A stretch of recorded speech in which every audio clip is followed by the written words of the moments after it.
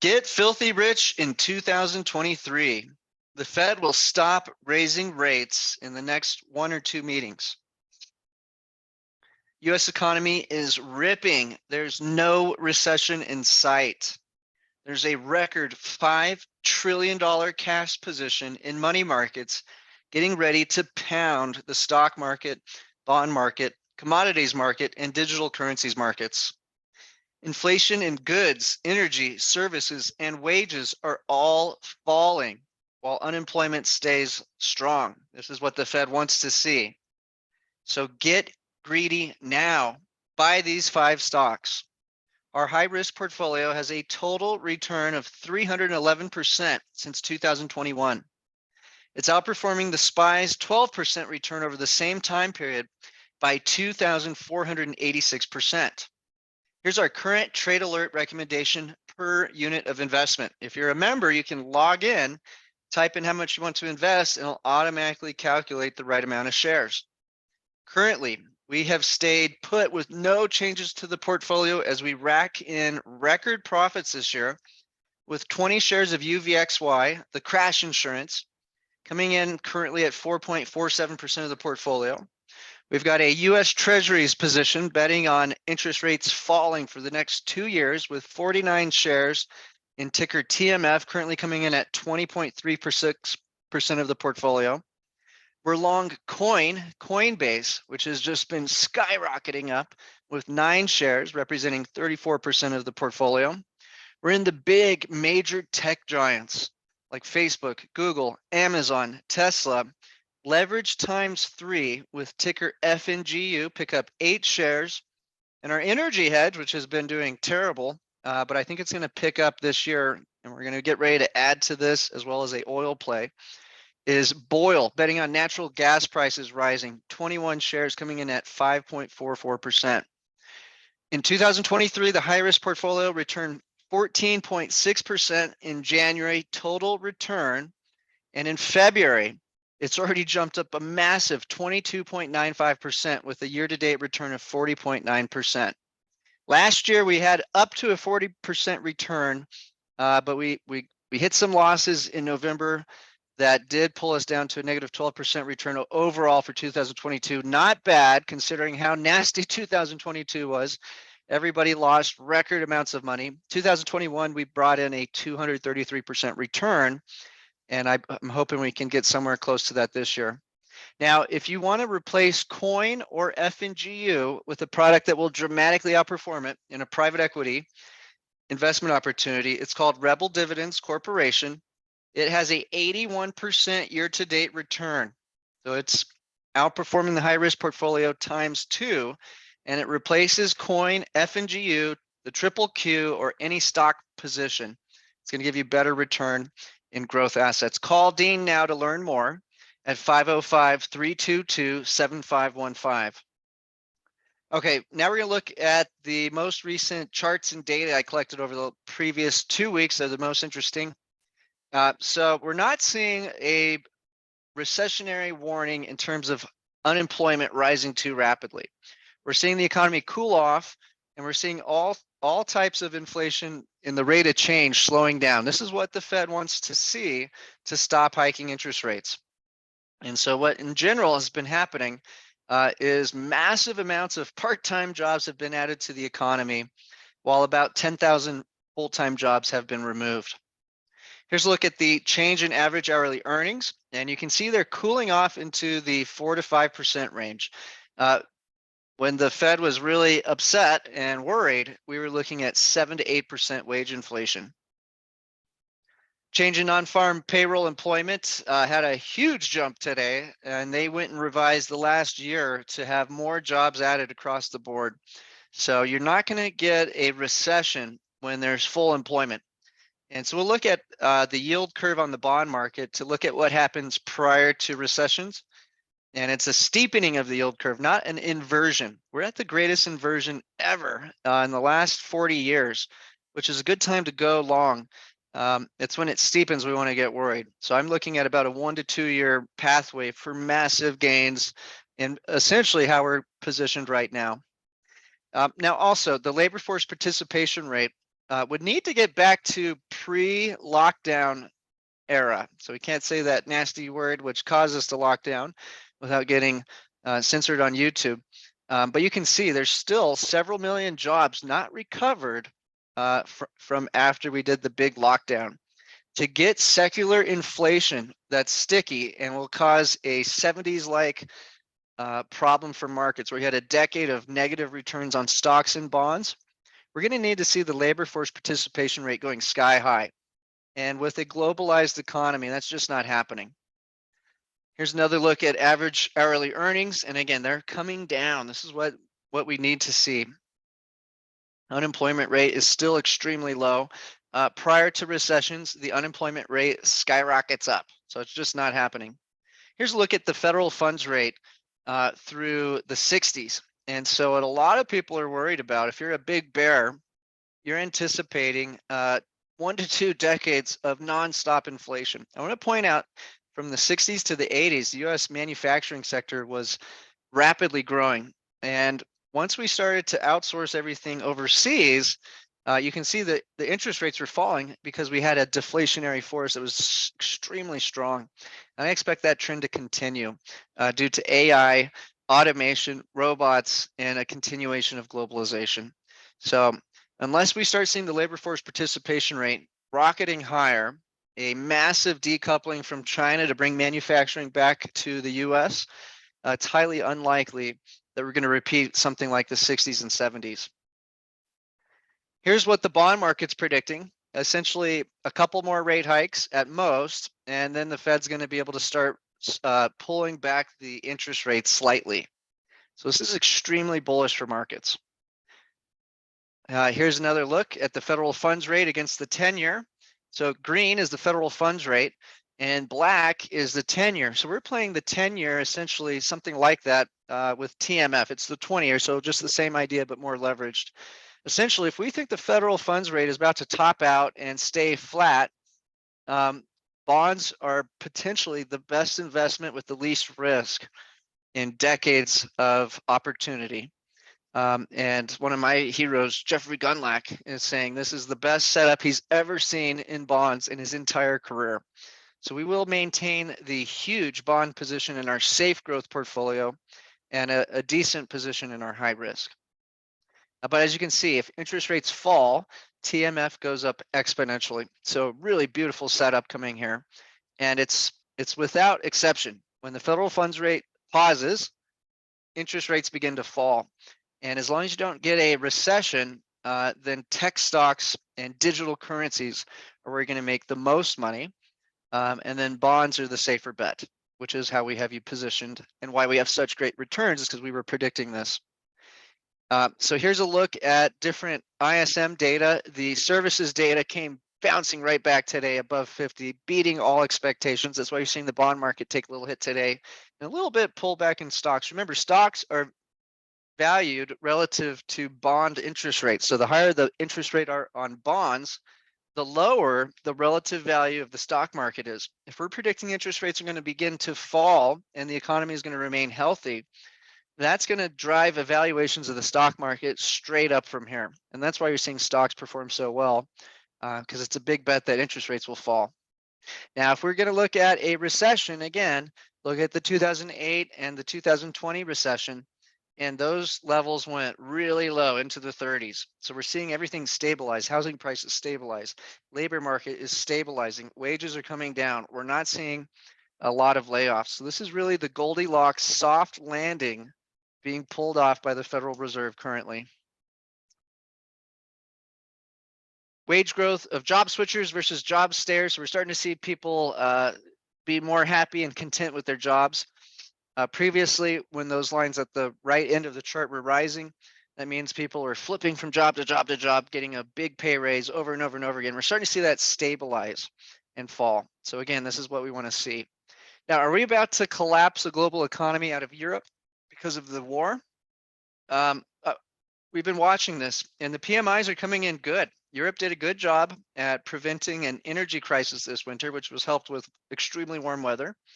And they've been switching over to other forms of energy and reducing output. So two big trends we're looking at for this year, once we see some sort of conclusion in the Ukraine-Russian war, is to see the European economy start to ramp up its manufacturing and industrial sector, which should drive energy prices higher, as well as the Chinese economy. But those have a very delayed effect. So I'm actually expecting to be pretty patient before we're going to get very aggressive on Boyle and NRG. We definitely jumped the gun a little bit or a lot, but luckily we were overexposed to growth assets. So we actually delivered a really beautiful return while our Boyle position took a big hit. This is an interesting chart comparing Spanish versus Eurozone inflation. Spain came in with a jump in inflation today, this week, which was a surprise to many. But in general, the European inflation is tracking the Spanish inflation as a leading indicator. And this is indicating that inflation is going to fall in Europe.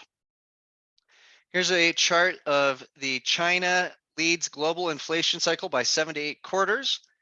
This is essentially predicting we're going to have deflation all the way to the end of 2023. And then based on the credit boost that's happening now, we're not going to see that impact towards the end of 2023. So we're going to get a lot more worried about inflation having a comeback essentially towards the end of this year. So there may be more drawdown in oil and energy. That's catching everyone off guard because they don't understand the lag. And I'll be the first to admit, I got greedy on Boyle. We made a lot of money on that last year twice. In our third attempt, we did lose, obviously, so far. We're going to be patient before we add to that position, but I do anticipate that skyrocketing back up. But we may have just been quite a bit early on that play. Now, to be clear, I'm not saying sell your Boyle. The position you have now is tiny, and I'm planning to slowly add to that as I see the right indicators. There's another chart showing wage growth has peaked relative to the Atlanta Fed data of ECI. And essentially, these are all the things we're looking for the Fed to hit its dual mandate, which again is stable employment, maximum employment, and maintaining inflation levels. So the employment is doing great with these high interest rates, and the inflation is cooling off. So this is exactly what they want to see. Now, here's a look at what central banks have done in the last several months. And essentially, Bank of Japan and the Bank of China have done massive money printing while other central banks were tightening last year. This is typically what they do. They take turns tightening and loosening to keep the global economy running smoothly. And what we were saying is China had to wait for the US to stop tightening before they could stimulate their economy. Otherwise, it would crash their currency. So China is betting big, as well as Bank of Japan, that the US is on the verge of pivoting and pausing so that they can then stimulate their economies without crashing their currency and bond markets. And that's exactly what they're doing, why we've had such a nice rally in markets this year. Here's the dollar index against the S&P 500. They have an inverse correlation, typically, not always. We're expecting the dollar index, DXY, to essentially fall towards 90, currently at 102. So I'll probably be taking a lot of profits off the table on anything that goes up against the dollar as we approach that level. I think it's going to take about 2 years to hit that. And essentially, the US will be easing while other central banks are still slowly tightening. They're lagging us in that. Here's another look at total compensation falling in terms of the percent change year over year. Again, this is what we want to see. So all the data is really showing the same thing, a slowdown in the rate of change of inflation. We're not saying prices are falling. We're saying the rate of change of them increasing is falling, and that's what this is all about. Now, the government's trying to pass a $1.6 trillion omnibus bill, and the debt ceiling has been reached. So this is a huge bullish setup. That's kind of funny. Basically, Janet Yellen cannot issue any new debt until they increase the debt ceiling, and she has to dump all the money in the Treasury General Account, which is about $550 billion. So while the Fed's doing quantitative tightening, selling bonds into the market, Janet Yellen's going to be dumping by June, when the debt ceiling is going to become critical, all the money stored at the US government's bank account. So $550 billion is going to be coming in. Meanwhile, in the reverse repo, there's $2 trillion sitting. That's been starting to drain as well. now that short-term interest rates on debt products are becoming competitive with what the Fed was issuing reverse repo.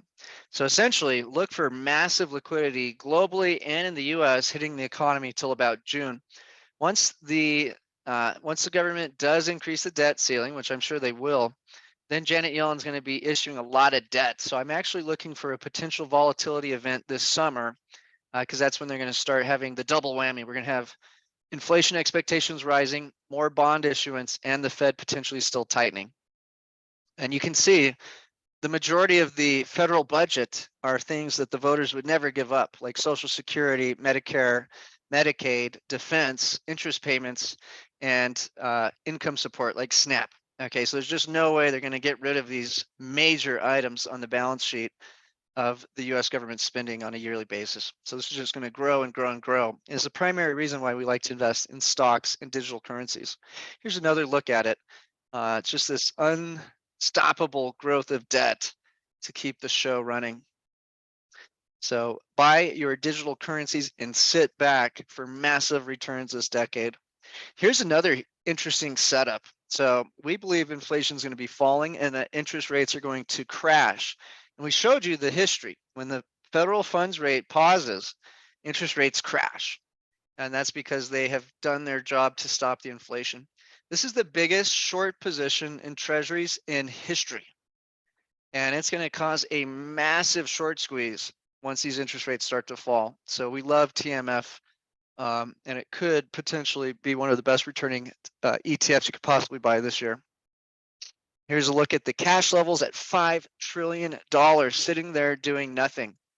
So this is all going to be poured into the stock market and the digital currencies markets once there's more and more confirmation. Now, if you're a money manager, you look good if you reduce volatility during a bear market. But if you miss out on a bull market, you get fired. So you're going to see all the big money managers freaking out and going balls to the wall as we see the inflation fall over the next several months. And I believe the next CPI print will continue this trend. Another reason why we can't have interest rates this high for this long is it's becoming too large of the budget. You can see we're now paying over $800 billion a year in interest payments alone. If we go back to this chart, you can see that yellow box. That's going to become a big problem. The government must drive interest rates lower if it wants to grow debt. It's just the only way it happens. Now, a lot of people are saying, oh my gosh, everybody's running up their credit cards. But the truth is the balance sheet of the consumer is very strong. And they're still starting to sell off some of the trillion. They saved up over the lockdown period with all the free money $3.4 trillion. And of that, only 1 trillion has been spent. So there's just massive amounts of money to be invested in markets. So time is now to get greedy. This is looking at the yield curve over 2000 to 2022. And the recessions happen not when the yield curve inverts, it's when it steepens. And so that's when we want to get worried, when the yield curve is steepening. Right now is the time to get super greedy because it means peak interest rates are here. And essentially, we're probably expecting a 12 to 24 month bull market ahead. Now, again, the fine balance, whether or not you want to be long growth stocks and digital currencies or bonds. If we thought we're going to go into a recession and crash the economy because the Fed had overdone this, then we would want to be long only bonds. If we think we have a Goldilocks situation with a soft landing and the economy is going to remain fine and dandy for a time being, we want to be long growth stocks. So the high risk portfolio is making the big bet that the economy is going to be fine. The safe growth portfolio is being more cautious with the bond position. So that's really the two differences in our two portfolios in terms of how much risk you want to take. So the housing market is now starting to stabilize. Very good news for the soft landing. This is looking at the PPI against CPI, predicting inflation will continue to fall for the foreseeable future. This is a chart comparing the M2 money supply year-over-year growth against CPI and PPI. And this is basically predicting we have essentially about 18 months of deflation coming in. Now, there's going to be some offsetting factors probably in about 6 to 9 months from China, Japan starting to print a lot of money. So that's something to look out for. How's SP5 performed when the Fed hit pause on interest rates? It's been extremely bullish through history. The only exception was in the dot-com bubble, where the inflation kept rising and they had to resume rate hikes. Consumer spending still healthy and growing in the US, hitting new highs. Balance of trade, we're still importing goods, but it's slowing down. So you can see US consumers are slowing down all those Chinese imports. Good for the inflation picture, but not detrimental. We haven't stopped completely. Retail sales have fallen for the last 2 months. Good news. They're still at extreme highs, but we wanted that to slow down for inflation to cool off. Consumer credit continues to grow at a clip of $27 to $29 billion a month. Loans at banks continue to grow. You just don't see all this credit growth in a recession. So we look like we have a very, very nice setup. China's PMI is back above 50, showing that their economy is back online. And again, they were probably just doing all that lockdown stuff to cool off inflation in their economy until the Fed was done hiking rates to primarily protect their economy and their currency market.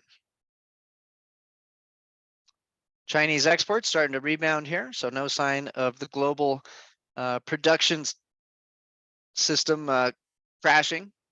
Chinese imports starting to grow back as well. Okay, so that's the greatest slides I pulled out of the last 2 weeks of short-term data. Now we're going to go through each position and look at charts. Okay, so coin is our favorite position for digital currencies for the best return. Now you could replace this with Rebel Dividends. Call Dean to learn about it. This has been doing really well for us. It's up 35% in the last 5 days. So we nailed it with that trade. 3 months, it's up 42%. And so we basically nailed it. We got in almost at the very bottom and have had some really nice returns. There's a lot of room ahead for coin. If you switch over to Rebel, we'll be long a better asset with essentially 200% leverage. And I can't say too much of the terminology, otherwise we will get censored. But you all know what it is.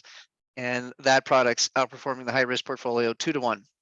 So we'll flip through those, but seeing really nice returns in those products as well. And again, the main reason we want to be long digital currencies is betting that governments will spend more money than they make to win votes, and that this is a trend that's not stopping anytime soon. You add in the deflationary forces of automation. Think of products like ChatGPT are now replacing engineers. So the cost of delivering goods is going to fall, and all these people are going to need money from the government to really survive. And so that's why we see this trend just continuing to grow for the next decade or more.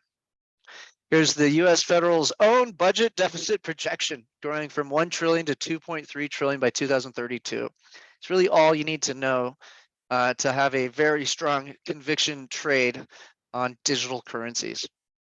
As far as the halving cycle is concerned, which also happens to line up with the bond market cycle, we're expecting this to top out for interest rates to hit a bottom around 2025, early 2025. Okay, so if you want to get more information, call Dean at 505-322-7515. Okay, let's look at commodities now. This one's been a bloodbath for us. We made a lot of money on that last year. Got pretty greedy on it around December, and it's just been crushed. We added to it once, and then we've been patient. I was thinking about adding it this week, but it continues to just get beat down. And now I'm thinking we have to be a lot more patient, perhaps even all the way to this summer. So I'll be watching this data very carefully, especially with 500,000 new conscripts about to rush into the war. And that's escalating very, very quickly. So that's something I'll be paying a lot of attention to. But let's just take a look at the charts. Oil down 25% in the last 5 days, down 84% in the last 3 months.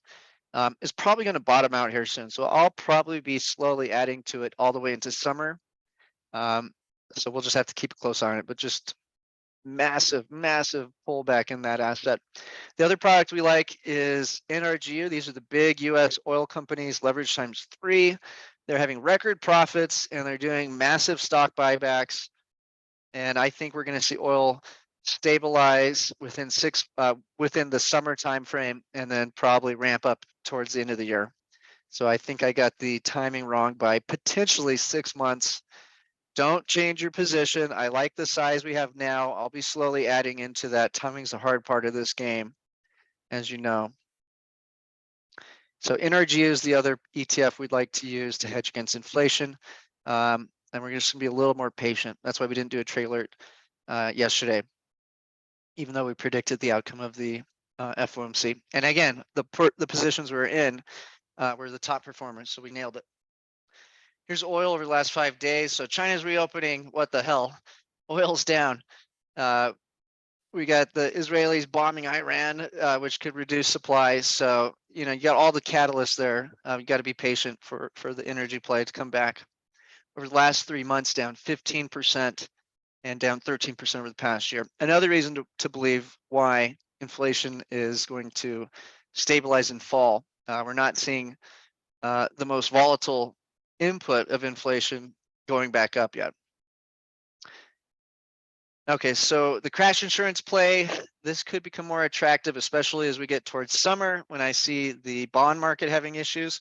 Again, to repeat, this summer, Janet Yellen's going to have the debt ceiling lifted and start issuing bonds, as the Federal Reserve is also selling bonds into the market. So there's going to most likely be a risk of interest rates rising post-summer, which will make the valuation of stocks go down. Again, if interest rates rise, the valuation of stocks goes down. They have an inverse relationship. So I'm looking for the potential to add to energy and hedge against bond volatility via UVXY heavily the closer we get to June, or whenever the hell they lift the debt ceiling. But I think the Republicans in the House will hold it up until the last second. This product was actually going up with stocks yesterday. That's due to the volatility in options pricing, but it's down 48% in the last 3 months. We haven't touched this for almost a year now, but I do think it'll be time to top up on UVXY as we approach summer. Here's what it did in the 2022 lockdown. So it can do its job with asymmetrical returns when you get a massive crash from a black swan. So that's what's been giving markets the extreme volatility, something they just couldn't think of. And that's why you have it. It's for the risk we don't know about that could hit markets. So 25% decline in the SPY in a single month drove UVXY up 1,000%. If you had 10% of your portfolio in that, you could have lost the other 90% and broke even, because 1,000% times 10% doubles your total portfolio. The bears, for a big crash, in my estimation, would need a surprise jump in inflation, or you know, an attack on the internet.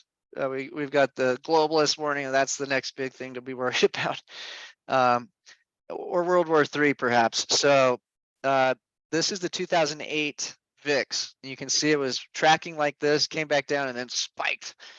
And so that's what we're worried about and why we would own UVXY. Okay, bonds, buy 49 shares of TMF. This is a bet that interest rates will fall because inflation's falling. Over the last 5 days, it was up a lot more until this morning. The jobs report today pissed off the bond market again. But again, this is good because we believe inflation's falling and the labor market's strong. That's the Goldilocks situation we want for our long positions currently. Over the last 3 months, it's up 32%, but the Treasury market went through a 2-year bear market, one of the worst in its history. You have to go back to the 60s, 70s, and the Great Depression to find similar bad times. Here's the TLT, which is what it's leveraged into, and of course, very similar returns. Okay, we're not in these positions, but we're looking at them because this funds the stock market, and they're buybacks, stock buybacks. The investment grade corporate bond is up 0.4% in the last 5 days. It's up 9% in the last 3 months, and had the same trend as the US bond market last year. So 2-year bear market coming into a bull market. The high yield junk bond market is showing the same trend, up in the last 5 days, up in the last 3 months, bottomed out around the exact same time in October of last year. The 3-month on the US Treasury market is flatlining at 4.6. So I'm thinking the Fed will do another 25 basis point rate hike next month in March, and then in May, the upcoming meeting, that'll be when they pause. And so far, the bond market on the short end looks like it's stabilizing. All these short-term bond markets are trading flat over the last several months. So the 2-year over the last 5 days, essentially flat, and it's down over the last 3 months. Beautiful. Usually the 2-year predicts the federal funds rate. The federal funds rate is now at 4.5 to 4.75, and the 2 years at 4.26. So they may even pause at the next meeting. The bond market's telling them they should. Okay, the 10-year trend in this chart of the last 3 months, again, this means interest rates are falling. You're making money owning the 10-year bond. Over the past year, it had risen, and you can see it hit a peak in October and has been falling ever since then. 30-year has the same trend. Okay, European markets, same thing. Some other inputs, lumber futures, this was going sky high during the inflationary period. No sign of that. It is starting to rise a little bit, to be fair, in 2023. But overall, you can see it's down 52% from the highs. Copper futures have been starting to rise again with the Chinese reopening. But if we look at the 1 year, it's this is one of the only commodity products that's actually rising. Everything else has been pretty much crashing. Baltic Dry Index, the cost to ship commodities around, down 55% in the past year. So everything is coming back to normal. So this is looking really good. Wheat futures are still down 10% over the last 3 months and flat over the last year. Here's the inflation rate. So we can see in the 70s and 80s, we had these skyrocketing inflation rates, but then they crash. And we're predicting that's going to happen as well, that the inflation rate is going to crash. This is going to be extremely bullish for bonds and growth stocks. And again, I think it's going to happen till at least this summer. We may have a reversion post-summer when the debt ceiling is lifted. And that's where we're going to want to be more heavily hedged in energy products. We're seeing a bounce in the consumer sentiment. Initial claims are still weak, so no reason to think the labor market's about to fall off the cliff. This is how inverted the yield curve is, negative 0.69 on the 2 and 10 year. Again, that typically means peak interest rates are here. Now remember, last few recessions, the yield curve was steepening, not inverting. So that's when we'll get more worried, is when this is steepening up towards a big spread. So that means the 10 year should have a higher interest rate than the 2 year. Right now, it's the opposite. Okay, we're not in the dollar position right now. We're expecting this to fall. I'm going to skip to the best slides for this.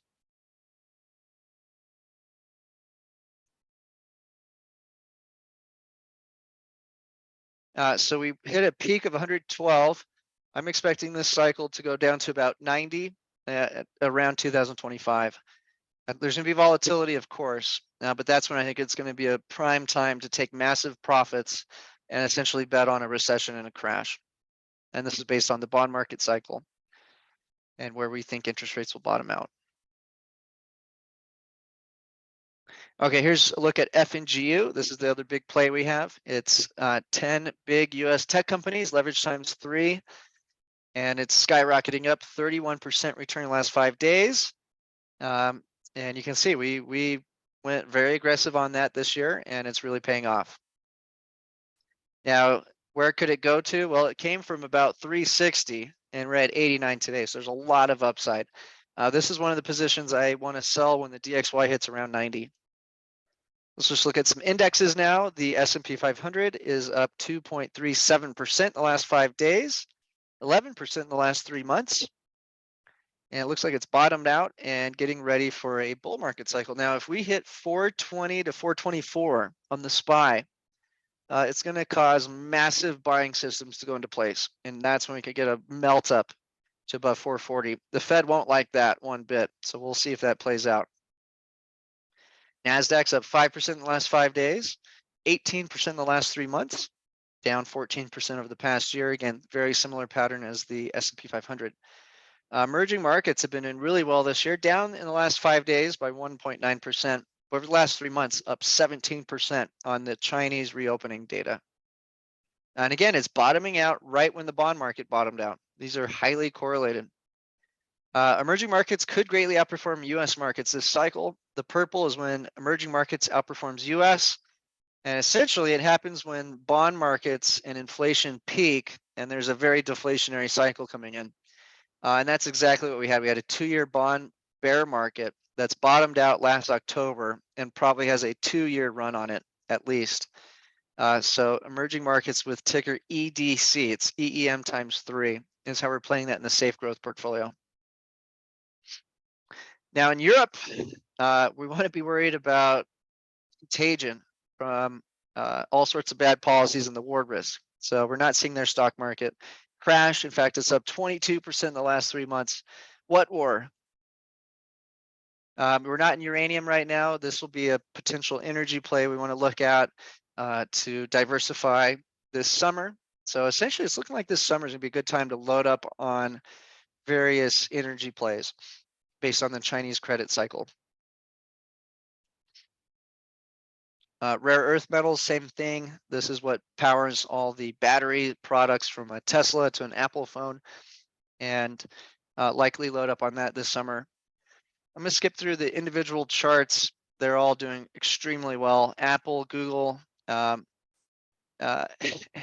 had really bad earnings yesterday, and they've already recovered those losses. So the market's just getting ready for lower interest rates and higher valuations at this point. And you can see all these charts just going straight up. And we nailed it with FNGU. Facebook having one of the biggest market cap jumps in its history. And again, a big position in FNGU. So just all of them are just skyrocketing up. Okay, the banks are going up, so the banks are looking very healthy. We're not seeing some sort of recessionary warning from the banking sector. All of those are screaming higher. Over in the Asian index, we're looking at Taiwan Semiconductors doing very well, up 57% in the last 3 months. That's one of your biggest positions in EDC. Tencent up 70% in the last 3 months. Again, a big position in EDC.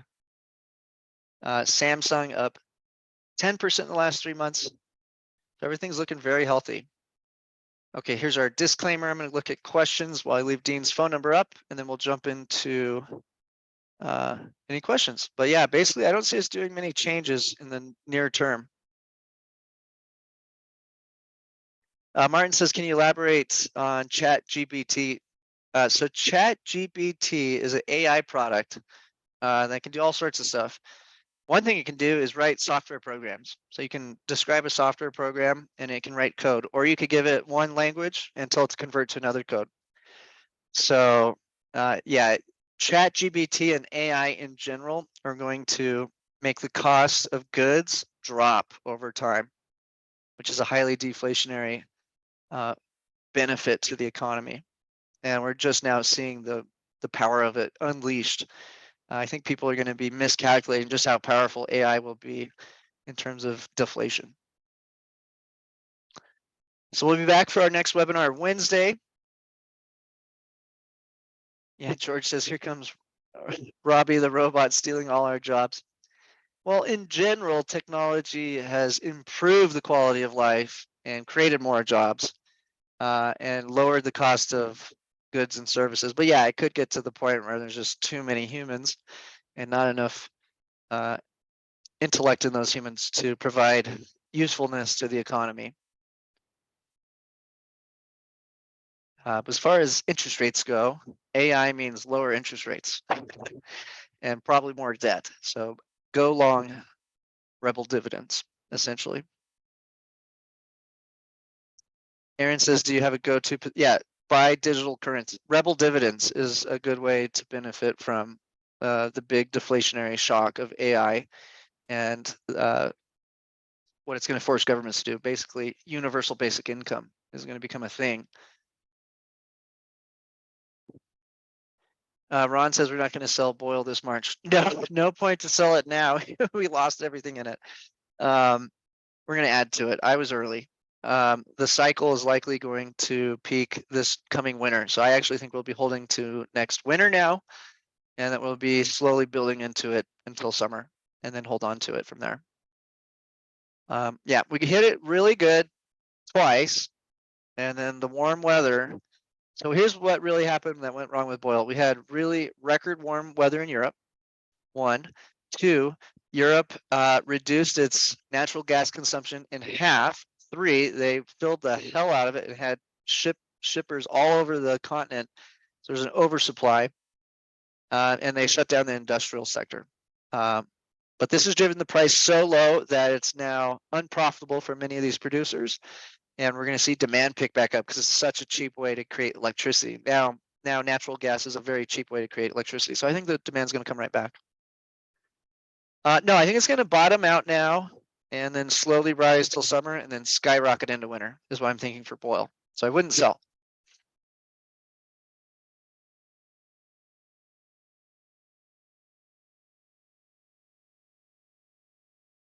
Yeah, we're way below all the moving averages for BOIL. So we're going to be patient. We're going to slowly add to BOIL and take profits off bonds, coin, and FNGU to finance it. Yeah, coin is still, the whole portfolio is a great buy. So in your email, you're getting, if you're getting the unit of, let me go to the unit investment. You're getting $100,000 trailer, and then you're getting the single unit. And if you log into the membership area, you can just punch in exactly how much you want to invest. And so all of our members follow a ratio of stocks. So we all get the same return over the same period of time. Look at all these slides. Okay. So this is the ratio you should have. 20 UVXY, 49 TMF, 9 coin, 8 FNGU, 21 BOIL. If you want to double it, then you'll have 2 units. If you want to triple it, you'll have 3 units. Don't pick and choose what you like. You want to buy 1 unit at a time at the same time, and then save up enough money to buy another unit. And in your email, there's a link to get to this calculator with your login info, so you can punch in how much you want to invest, and then it'll print out exactly what to buy. So to be clear, we're interested in a ratio of shares. We're not interested in the asset allocation percentage. The asset allocation percentage is going to jump up and down. The ratio of the shares is going to be stagnant. And this has been performing extremely well this year, as is. My expectation is to slowly peel off TMF, coin, and FNGU and add to BOIL and NRGU for the high risk portfolio. And the safe growth, something very similar, but we'll probably also add in REMX and uranium. So lithium and uranium exposure.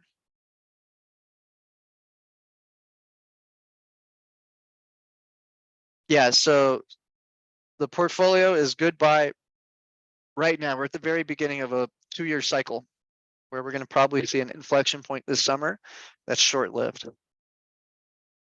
And again, our prediction of the inflection point this summer is based on Janet Yellen has $500 billion to dump into the economy before she can legally increase the debt ceiling. And the House is going to hold this up to the last second. So we're going to run out of extraordinary measures that Janet Yellen can use to keep the economy alive until about June. So the Republicans are going to do whatever the hell they can to get whatever they want, but at the last second, guaranteed, they're going to capitulate and increase the debt limit and pass all this spending through. And that's when Janet Yellen's going to have to start raising money, as the Fed's also selling bonds. We're going to have a lot of bond issuance around summer.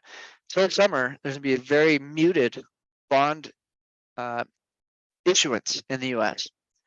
So I'm seeing a massive melt up through summer, basically. And it may be so powerful that the debt ceiling doesn't create a big pullback. We'll have to see that as we get there. Yeah, we still have GBTC. No change there. I think it'll go up.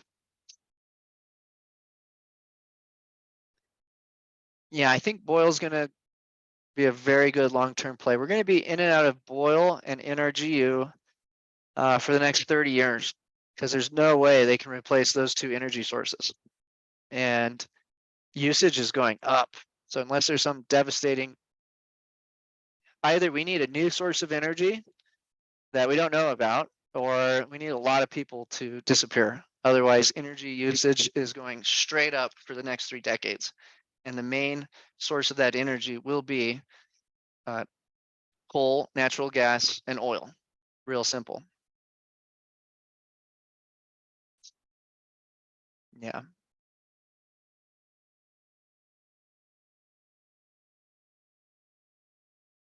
Yeah, and I also, so uranium could be a good replacement of energy. And then the batteries, the lithium is the single ingredient that there's not enough of. And REMX gives you that. So yeah, I like oil, I like NRGU, I like REMX, and I like URA for an inflation hedge. But I do think we need to be patient. I jumped the gun on it, expecting a cold winter and a drawdown in the European storage, but we're wrong.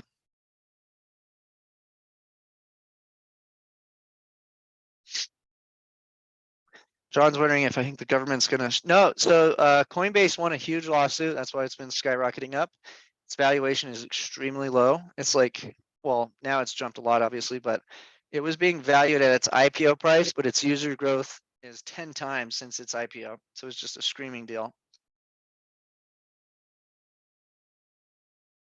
But I would replace Coin with Rebel Dividends. So again, call Dean. Any stock, any tech stock or Coinbase. So Triple Q, GBTC, ETHE, FNGU, that can be replaced with Rebel Dividends for better return. And I personally manage it for you. NRGU will be definitely added to the portfolio this year, guaranteed. Timing, probably slowly leg into it into summer. Very, very slowly and patiently is what I'm thinking now. 25,000 minimum to get into Rebel. Once you're in, you can add any amount you want. So we got some people adding $500 every couple times a week.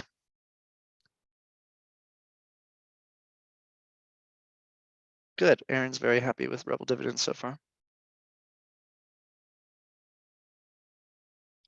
Okay, great, guys. I'm going to go ahead and let you go for the weekend. Great returns this year. We'll be back on Wednesday. And if you're in Rebel Dividends, we got a webinar Tuesday and your dividend going out Monday. John said, yeah, so you can get in and out of Rebel Dividends on demand, but it's not on an online platform. You just call us and say you want to sell your shares.